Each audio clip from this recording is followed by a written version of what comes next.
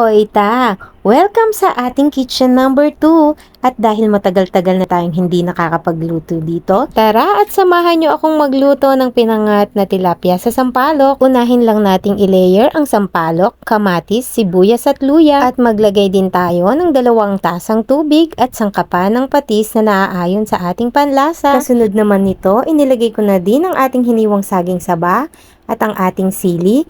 At hayaan muna natin kumulo bago natin ilagay ang ating tilapia na sinangkapan ko na ng asin kanina habang hinahanda ang ating mga ricado. At ilagay na din natin ang ating natitirang mga sahog katulad ng sampalok, kamatis, sibuyas, saging saba at luya. Ang paglalagay po ng cooking oil ay optional lang naman. Lagi ko pong sinasabi na ang sikreto sa isang masarap na lutuin ay banayad at matyagang pagpapakulo upang lumabas ang linamnam at natural na flavor ng isang lutuin. Hindi makukumpleto ang ating pinangat na tilapia sa sampalok kung wala ang talbos ng kamote. O diba, kanya-manan eh. At dahil sa itsura pa lang, nasarapan na kayo sa ating sinampalukang tilapia, alam kong iniisip niya na ito ay lulutuin niya bukas. Kaya naman, maagang gumising bukas at mamalengke na. At dahil natakam na kayo sa ulam natin for today, huwag niyo pong kalimutang paki-like, follow, and share niyo po ako.